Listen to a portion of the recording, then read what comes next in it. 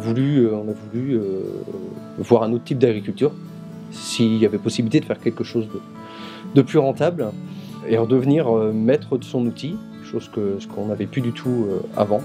Donc 2014, on a commencé à faire de l'affouragement. 2015, on a augmenté cette part d'affouragement. Entre-temps, on avait contacté le GAB, on a fait un pass bio avec Serre France et le GAB 85. Et pour arriver à un début de conversion en agriculture biologique le 17 novembre 2015. Et donc en 2016, fin février, arrêt du robot, reprise de la salle de traite et pâturage à partir de fin mars des vaches. L'avantage aussi de passer du robot à la salle de traite, on voit les animaux d'ailleurs un par un, c'est un avantage.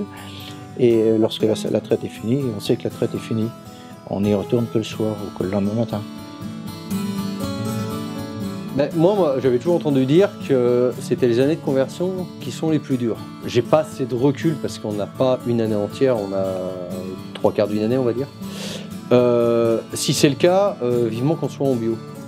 Mais oui, on a vu significativement notre OBE. Il a augmenté par rapport à 2015 avec un prix du litre de lait moindre et un volume de lait livré moindre.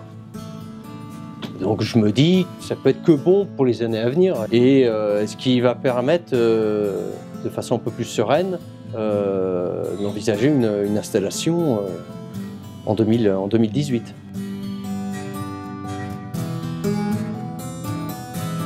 Au niveau de la race Primostein, ça peut être bien en bio, mais du fait qu'on produit moins de lait, il faut avoir un lait de qualité et la meilleure qualité possible.